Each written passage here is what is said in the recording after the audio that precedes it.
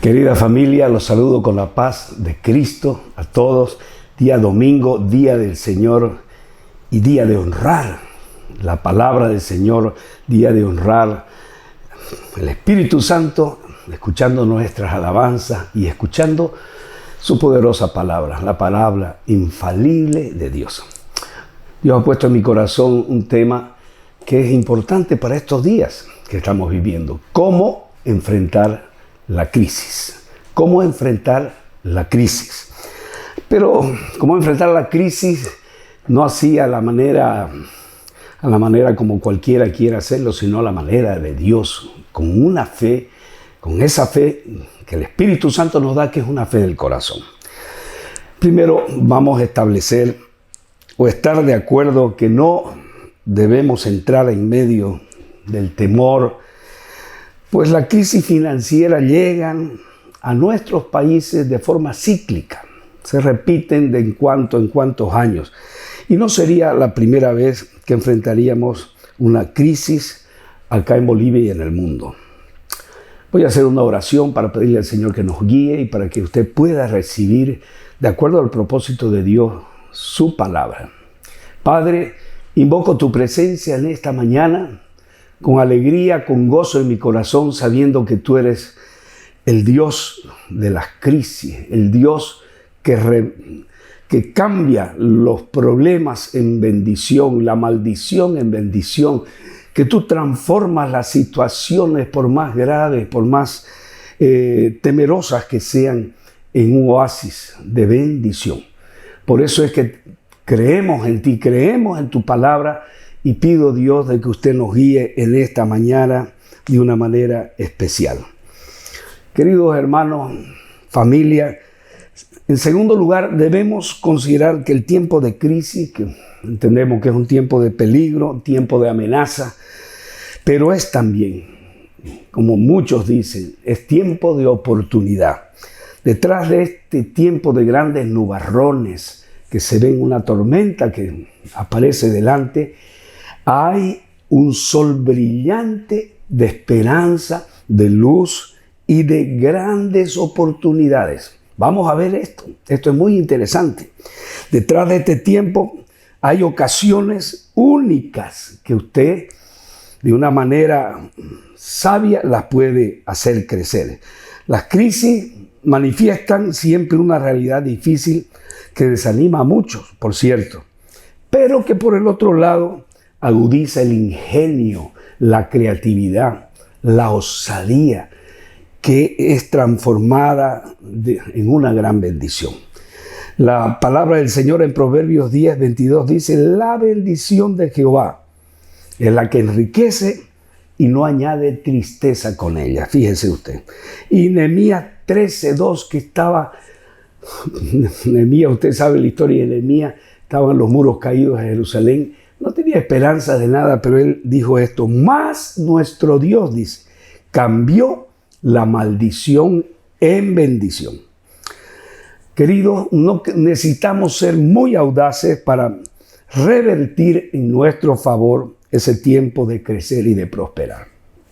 No necesita ser muy sabio, muy inteligente. Muchas personas a lo largo de las crisis, de forma astuta, de forma sabia, han aprovechado en revertirlas a su favor, y por supuesto que usted y yo lo podemos hacer. Solo necesita un socio fiel, un socio que lo acompañe, a quien usted le consulte y a quien usted le escuche, porque muchas veces consultamos pero no escuchamos y hacemos lo que nosotros vemos conveniente. Ese socio es nuestro Padre Celestial.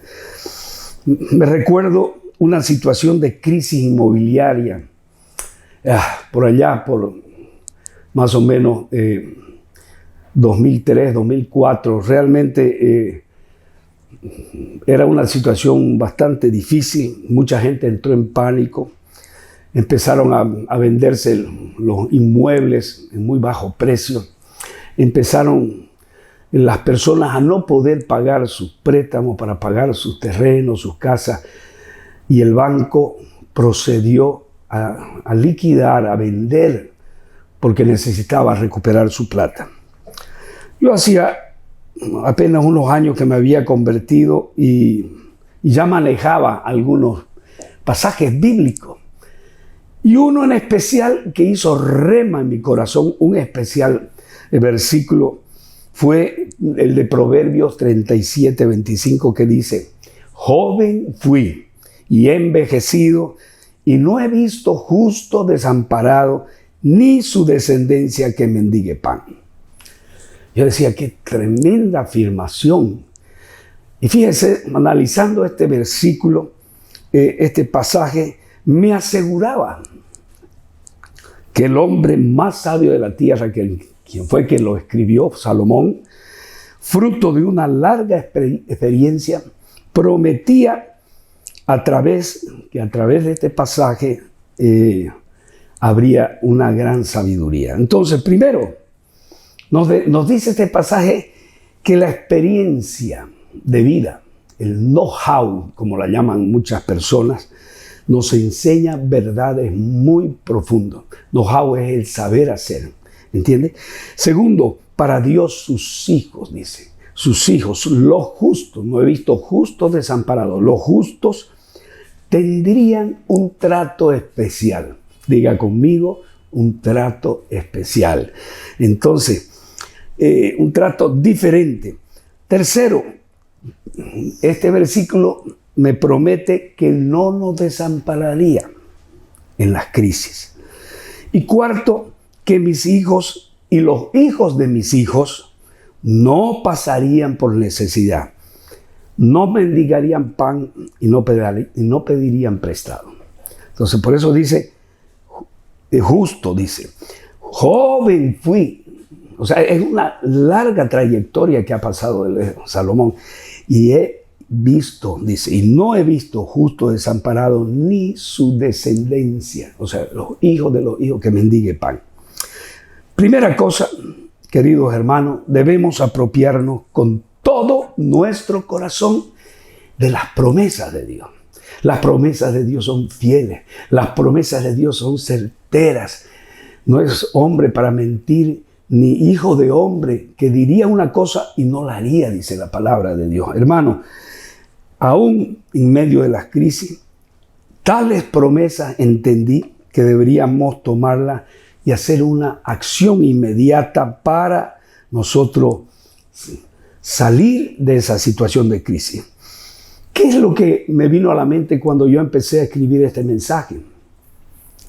Primero que nada, tenemos que hacer, queridos hermanos, amigos, y ustedes todos quienes me escuchan por las redes sociales, hacer un presupuesto rígido.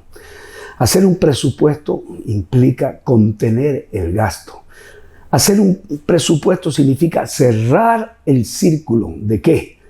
De no gastar más de lo que nosotros ganamos.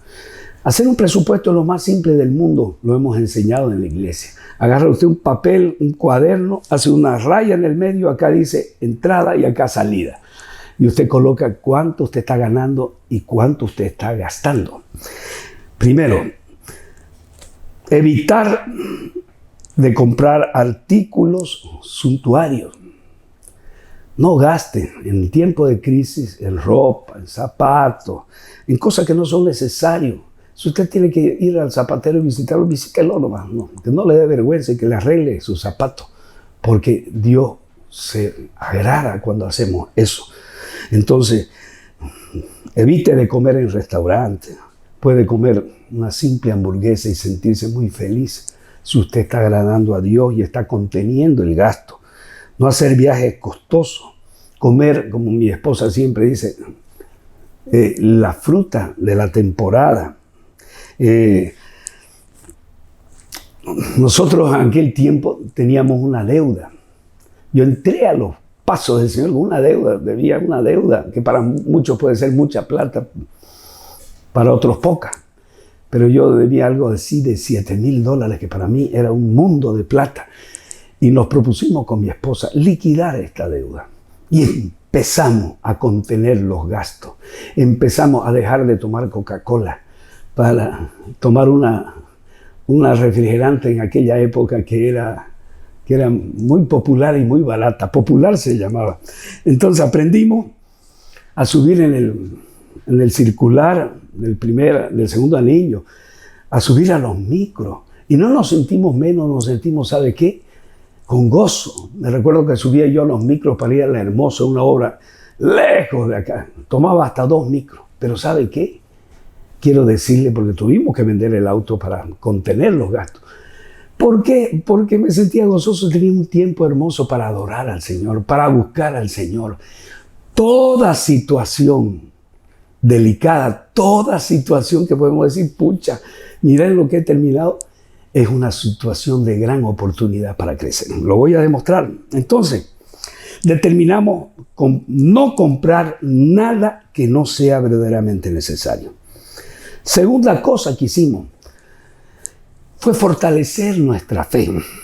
Sin fe es imposible agradar a Dios. Sin fe, no crea que usted va a llegar a cualquier lugar, dice, porque sin fe es imposible agradar a Dios y es necesario que el que se acerca a Dios crea que le hay y que es galardonador de los que le buscan. Entonces, Él nos premia, nos da galardón de aquellos que creen con todo su corazón. La fe del corazón no duda. La duda mata la fe. Si creemos con todo nuestro corazón, dice, Dios será galardonador. Pero esa fe de la mente solamente es una fe, como las olas, dice, que van y vienen de un lado para el otro.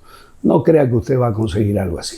Entonces, la fe, entendí en aquel tiempo, es por el oír y el oír por la palabra de Dios. Pasábamos más tiempo escuchando la palabra de Dios, leyendo la palabra de Dios. Entonces, la lectura, abrimos un grupo casero que fue de gran bendición. Fueron los 2 primeros grupos caseros de nuestra iglesia, del pastor Rolando y el nuestro. Y ahí empezamos a recibir personas. De pronto ya era casi como una iglesia, 70 personas, teníamos alabanza. Era muy hermoso. Dios empezó a bendecirlo y no nos preocupamos en la crisis. No nos preocupamos en las dificultades. Teníamos que pagar todavía ese dinero y creímos que Jesús nos iba a prosperar en nuestra pequeña empresa. Yo tengo una empresa de audiovisuales que se llama Melody Producciones. Así, hacemos jingles, hacemos documentales, hacemos audiovisuales, hacemos clips y una serie de productos de audiovisuales. Entonces, empecé a poner en acción mi fe.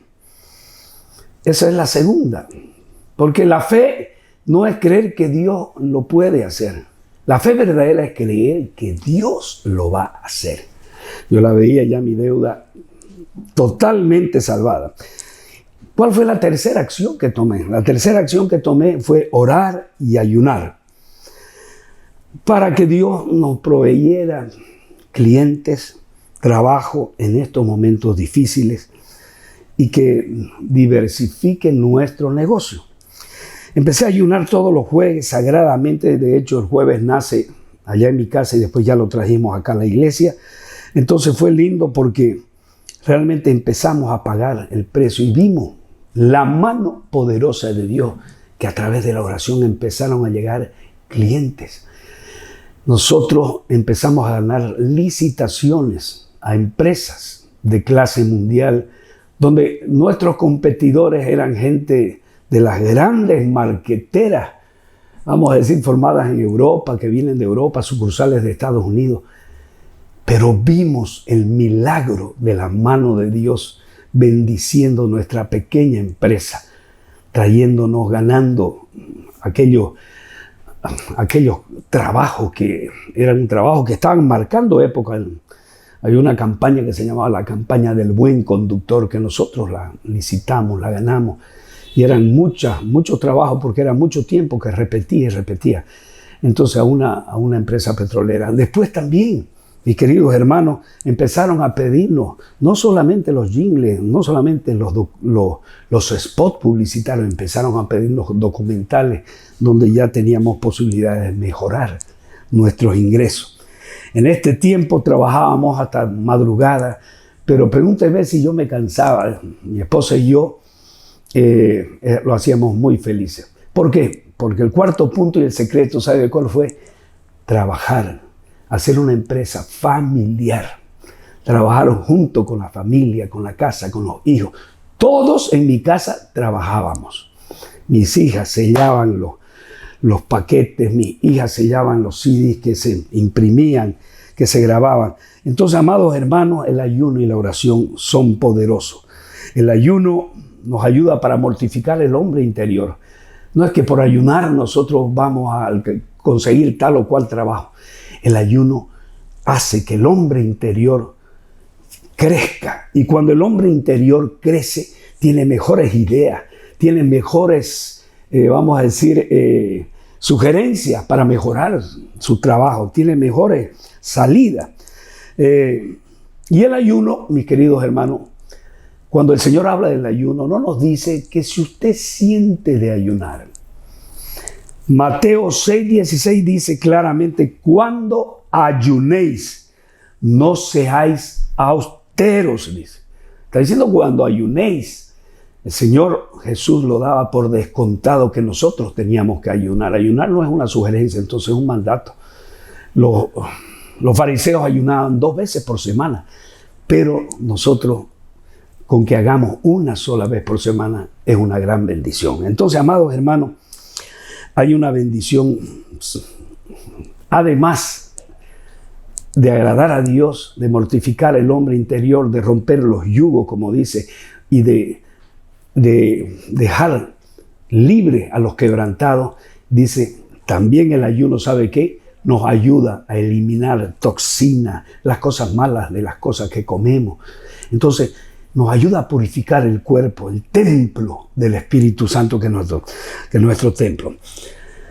¿Por qué Dios nos quiere ayudar? ¿Por qué quiere Dios bendecir, abrir su gran tesoro? Y nos dice que la bendición de Jehová es la que enriquece, porque verdaderamente esa es la que enriquece y no añade tristeza. Porque también en la sabiduría del Señor nos enseña a que debemos ahorrar. Empezar a ahorrar, contener el gasto, decimos, orar, tener fe, pero también ahorrar. Pero pastor, no tengo mucho que ahorrar, todo se me va, tengo que pagar mis cuentas, debo, como yo debía en la época. No importa, usted puede ir ahorrando inclusive de poco en poco. Son como semillas de fe que usted está guardando para una ocasión que solo cuando sembramos va a florecer. Usted no crea que de la noche a la mañana van a venir las grandes oportunidades para su vida. No es cierto. Usted tiene que crearlo, usted tiene que ser activo, propositivo. Entonces usted tiene que sembrar esas pequeñas semillas en el terreno más fértil que son en las manos de Dios. Ser fieles con Él en lo pequeño, dar nuestros diezmos. Es algo que a Dios le agrada, porque el 90 es más que 100. Y eso lo aprendí desde que me convertí. Y mi esposa y yo hemos tratado siempre de ser fieles en nuestros diezmos y en nuestras ofrendas. Alguna que otra vez por viaje tal vez no lo hemos podido hacer, pero de pronto hemos vuelto y hemos recuperado aquello que le debíamos al Señor. Entonces, establecer prioridades. Dios se place que ahorremos, porque a Él ahí nos va a abrir las grandes posibilidades, las grandes ocasiones. Empezamos a focalizar por fe. Por ejemplo, usted necesita comprar un auto, usted necesita pagar una deuda, usted necesita comprar un terreno, usted empieza a focalizar eso y ya usted lo ve realizado por fe y Dios va a abrir los caminos si usted cree con fe y empieza a tener estas acciones. Yo, por ejemplo, en una oportunidad me recuerdo que en medio de esa crisis tan tremenda, así como por un saque pudimos pagar nuestra deuda, pero no teníamos una casa nuestra, no teníamos un terreno. Y me recuerdo que atrás de la casa de mi mamá había un corazón de manzana hermoso. Tenía árboles frutales, había chachairú, había guapurús, había naranjales y mangas por doquier. Y yo miraba por una ventana alta que tenía el cuarto de mi mamá. ¡Qué hermoso! Parece un paraíso. Y de pronto empecé a orar por ese lugar. Empecé a bendecir ese lugar. Señor, si a ti te placiere, bendecir a tus siervos, Señor. Abre las puertas para que un día yo pueda tener una cosita así. No te pido mucho, no te pido mucho. Toda mi vida nosotros habíamos vivido en casas muy pequeñitas, y anhelaba con todo mi corazón tener un patio, tener un arbolito que realmente tenga frutales. Entonces un día estábamos afuera de la casa con mi madre y pasó un hombre y me mira y me dice: don Charles, perdón, sí, ¿cómo está? Yo sé que usted es creyente. ¿Le puedo pedir un favor? ¿Cómo no? Claro, dígame. ¿Será que me puede acompañar para que oremos por un enfermito que tengo aquí al lado? Claro, con todo gusto, le digo. Me levanté y fui y entré por un pasillo así largo, así como el camino angosto que nos lleva al cielo, que uno por uno que tiene que entrar. Entonces, entramos en ese pasillo y ¿sabe qué? Cuando de pronto se abre este paraíso. Unas mangas rosas que caían así por montones, unas paltas. Yo dije: Dios mío, este es el paraíso. Y allí era donde estábamos orando por el hombre. Entonces la cosa que yo empecé a orar, él tenía una enfermedad, cáncer, y yo empecé a orar con mucho fervor, a ungirlo con aceite. Y así pasó un tiempo, hasta que un día lo llevaron a otra parte a él. Y de pronto, un día salí y había un letrero afuera de ese lugar donde entramos que decía: banco vende. Un banco de acá. Un banco. No era banco fácil. Era otro banco. Dice: vende. Dice. ¿Y sabe qué? Yo le digo: mujer, Patricia, dije, aquí está nuestra oportunidad para conseguir nuestro terrenito para un día hacer nuestra casa. Y fui y puse un toco, una mesa, y la subí. Es ese, mira. Estás loco, me dijo. Eso vale una fortuna. Estás soñando, eso vale una fortuna. Mi amor, es tiempo de crisis. Ahorita podemos hacer una oferta. No. Y justo llegó mi yerno, Daniel, me dice: ¿por qué no? Dijo: yo creo que sí deberían hacer una oferta. Y nos dio toda una explicación. El banco lo que necesita es recuperar su capital y tal vez vos haces una oferta y por ahí te sale. Pero no tenemos esa plata, Daniel, le dice mi esposa. Ya, vendan. Y agarré yo mi vagoneta. Tenía una vagoneta que ni siquiera tenía vidrio, ¿cómo se llama? Eléctrico. Y me fui al deber corriendo y la puse a la venta. Hagan eso. Ya, nos fuimos corriendo. Y esto solamente para que usted vea cómo son las cosas de Dios maravillosas. Llega un tipo así desesperado ahí ya y la ve la vagoneta, y la vagoneta tenía atrás un sticker grande que decía: cristiano a bordo, decía. Y miró. Solo una pregunta le voy a hacer. Ni siquiera la voy a probarme. ¿Alguna vez le robaron en esta vagoneta? No, le dije, nunca, jamás me han robado, ni me han asaltado, ni nada. Ya, la compro. Chan, ahí fuimos, hicimos el documentito y en el día la vendí y en el día me fui corriendo a ese banco y estaba entrando para hacer como ese depósito, como esa seña, ¿no? No era el total de la compra, ni siquiera la mitad llegaba. Y bueno, ahí en la entrada me lo topo. Ahí vienen aquí, al gerente del banco, nada menos, que había sido un amigo de hace muchos años de colegio y que: hola Charles, me dice, ¿qué estás haciendo por acá? Estoy viniendo a ver la posibilidad de comprar un inmueble que el banco está vendiendo. ¿Será que me podés ayudar? Pero claro, ya. A ver, mostrame. Y él vio, está en tanto. No, pues yo seguí la línea de mi yerno que me dijo: ofrecele la mitad. Le ofrecí la mitad. No, es muy complicado, es muy difícil. Pero déjame que lo consulte con los directores y no sé qué cosa. La cosa es que al día siguiente volví. Y me dice, Charles, necesitamos un respaldo para darte el crédito, que tiene que ser muy acorde a lo que se va a otorgar el préstamo. Y ahí, yo no tenía nada, pero mi esposa sacó de su cartera, sí, nosotros tenemos un precontrato en una empresa petrolera por tantos y tantos montos en 3 o 4 o 5 meses. Y él miró, esto está perfecto, dijo, esto está perfecto. No fue más. Nos fuimos, firmamos el contrato y pudimos comprar ese lugar que para mí era un paraíso en la tierra, lleno de guapuruces, naranjas y lo que a mí me gustaba tanto. Y ahí mi pobre madre empezó a disfrutar, abrió una puerta para que ella salga de su casa. Fue una bendición tan grande, tan grande. Entonces, mis queridos hermanos, lo que quiero decirte, que no hay nada imposible para Dios. Tiempo de crisis, tiempo de oportunidad, tiempo de alcanzar nuestros sueños. No deje de soñar, no deje de creer que Dios es un Dios fiel, que se place en querer bendecir a su Hijo. Sus riquezas en gloria, Él dice que toda su riqueza en gloria, Él la quiere compartir, pero con aquellos corazones que están sanados, aquellos corazones que lo ponen en primer lugar a Él. Busca el reino de Dios y su justicia y las demás cosas serán añadidas. Entonces, en tiempos de crisis, usted puede hacer grandes cosas.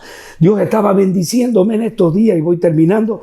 Dice que Dios quiere bendecirnos para que tengamos suficiente todas las cosas. 2 Corintios 9:8 dice, y Dios puede hacer que toda gracia abunde para vosotros, a fin de que teniendo siempre todo lo suficiente en todas las cosas, abundéis para toda buena obra. Amado, también nos dice, yo deseo que seas prosperado en todas las cosas, y que tengáis salud, así como prospera tu alma. Entonces, ¿cómo está tu situación financiera hoy? ¿Cómo están tus expectativas en estas ya rumores y que resuenan de crisis? ¿Cómo están tus expectativas? ¿Has comprendido el significado de dar? ¿Has comprendido el principio de dar? Entonces primero tenés que ser fiel al Señor.